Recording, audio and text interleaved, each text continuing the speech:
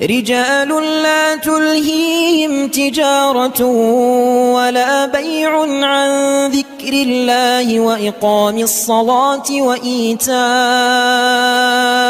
الزكاة يخافون يوما تتقلب فيه القلوب والأبصار.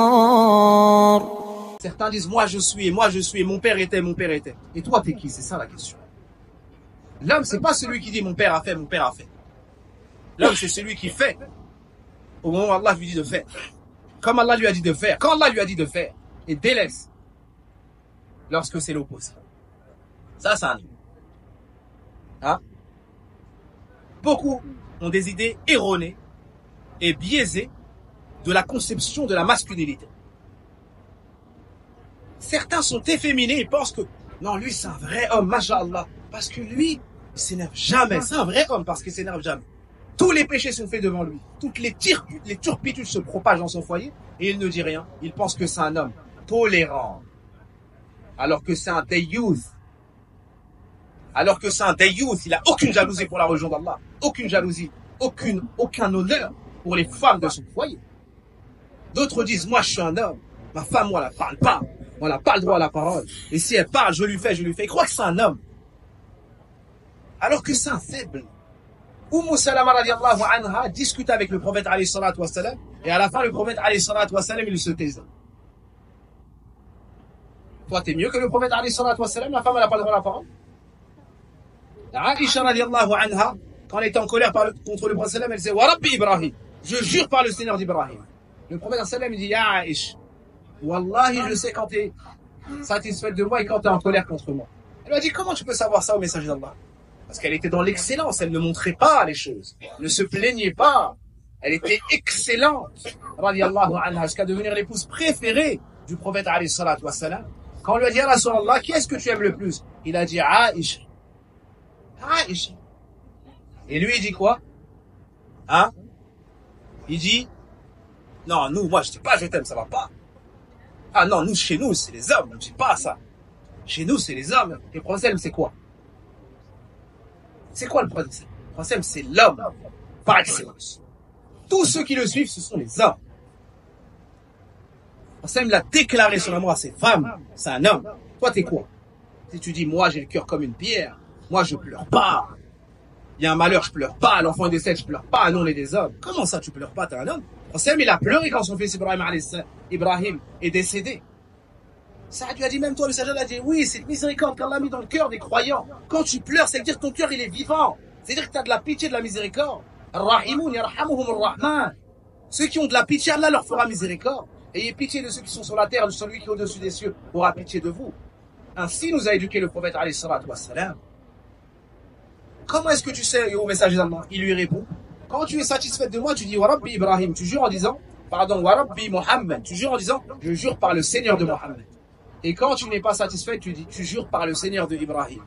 Et là, la femme, dans toute sa splendeur et la plénitude de la recherche de la satisfaction de son époux, à la répartie des Arabes, elle lui dit quoi? Les vrais Arabes. Elle lui dit quoi? Ya Rasulallah, innama adha'u ismak. Elle lui dit, ô messager d'Allah, mais je n'abandonne que ton prénom, voyons. C'est-à-dire, dans mon cœur, je suis à la plus grande place parmi les gens au message d'Allah.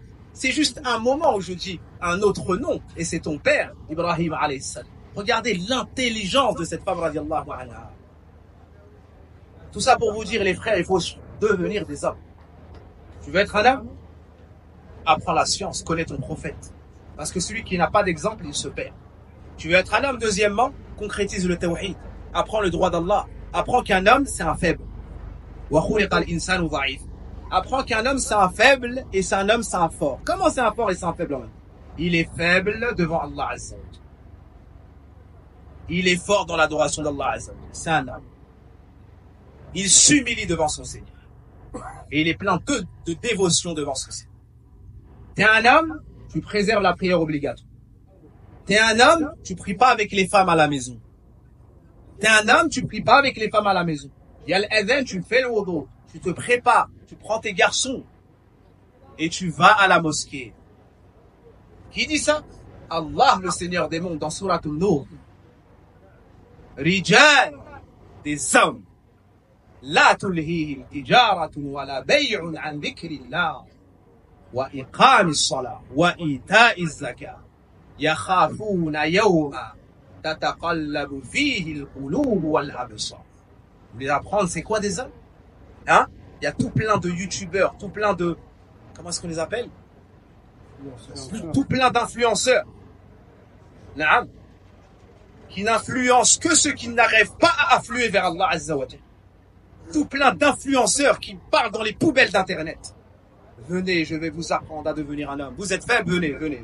Toi, la tête des faibles, tu vas apprendre aux autres à devenir forts. Nous, les hommes, on puise de la sunna du prophète alayhi salatu wa sallam pour concrétiser notre masculinité. Tu pries pas, t'es pas un homme. Dites-leur avec franchise, tu pries pas, t'es pas un homme. T'es un faible. Un fort, il prie, il pose son front par terre, il se soumet à Allah. Il reconnaît le bienfait d'Allah, il sait que ses membres qu'il utilise au quotidien, c'est Allah qui les lui a donné. Alors il les met plus bas. Il les met au plus bas. Plus tu te prosternes, plus t'es un homme. Si t'es un homme, tu vas à la mosquée. Si t'es un homme, tu travailles, tu entretiens ton foyer. Tu fais les causes pour travailler, pour préserver ton épouse. Avant ça, tes parents, tes enfants, et ainsi de suite. Si t'es un homme, tu pries pas chez toi. S'il y a une mosquée proche, tu pries à la mosquée, j'insiste. Ce sont les femmes qui ont le mérite de prier à la maison. Et pourtant, le prophète dit, n'interdisez pas aux servantes d'Allah les mosquées d'Allah. N'interdisez pas. Et là, on dirait qu'on a interdit à certains hommes d'aller à la mosquée d'Allah. Subhanallah. Qu'Allah récompense ceux qui ont payé un loyer plus cher pour avoir la mosquée à côté de chez eux. Ya Rab, enrichis-les. Ya Rab, pardonne-les. Ya Rab, accorde-leur une descendance qui sera la prunelle de leurs yeux. Je connais un frère qui a rajouté 500 € dans un pays étranger, dans une maison, parce qu'il a fait le calcul, la chronométrie. En louant telle maison, c'était environ 1300 €, une villa on peut dire. Mais en louant l'autre maison, c'était 1700 €. 1800 €. Naam. Et il m'a demandé conseil. Je lui ai dit, ça me paraît un peu cher, ceci, cela, il y a tel quartier, telle résidence, tel. Il m'a dit, mais je peux te dire vraiment la raison. Il m'a dit, j'ai chronométré, si je passe par là, ça met 1 minute 38 secondes. J'ai dit, Allah, j'avais jamais entendu ce discours. La hawla wa la quwwata. Puis il m'a dit, et j'ai calculé, si le propriétaire me laisse faire des travaux, je serai à 28 secondes. Je casse le mur, je mets une porte. Et je lui ai dit, quand je déménage, je te remets le mur. Et c'est un frère comme nous, un frère qui a grandi comme où on a grandi. Mais ça, c'est l'amour de la mosquée, Khwat al-Iman. Ça, c'est les hommes. Il est prêt à rajouter 500 € de loyer pour pouvoir prier. M'a dit l'adhan, il retentit dans mon oreille. Subhanallah. Allahu Akbar. Allahu Akbar. Et Inch'Allah, on espère qu'Allah va augmenter notre foi dans ce voyage. Et on dit avec détermination, ya Allah, augmente notre foi dans ce voyage. Et on ne le dit pas, Inch'Allah, parce qu'il faut demander avec détermination. Et qu'il nous joigne au nombre de ceux qui seront sous l'ombre du trône d'Allah. Pourquoi? Un homme dont le cœur est rattaché à la mosquée. C'est ça la description. Il aime la prière à la mosquée, il aime voir ses frères à la mosquée. Si tu es un homme, tu fais beaucoup de dhikr. On est dans Ayyam al-Tashriq. De manière générale, tu fais beaucoup de dhikr.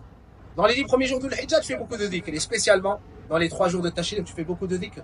Parce qu'Allah Azza wa Jal t'a facilité des bonnes œuvres. Allah t'a facilité le sacrifice, alors tu témoignes ta reconnaissance. La tulihi tijaratun wa la bay'un an dhikrillah wa iqami salat wa ita'i zakat. Si tu es un homme, tu dépenses pour Allah. Tu es généreux. Et l'argent, il atteint ta poche, mais pénètre pas les profondeurs de ton cœur, parce que c'est la demeure d'Allah. C'est la demeure protégée chez Allah. Si tu es un homme, tu as peur d'Allah. Si tu es un homme, tu espères en Allah. Tout cela, est-ce qu'on le ramène de nos têtes? C'est dans le Coran. Ouvrez le livre d'Allah, c'est dans le Coran. Et on pourrait rester des heures comme ça à citer les qualités des hommes en décrivant le prophète alayhi salatu wa salam, ce à quoi il a appelé, ce qu'il a interdit.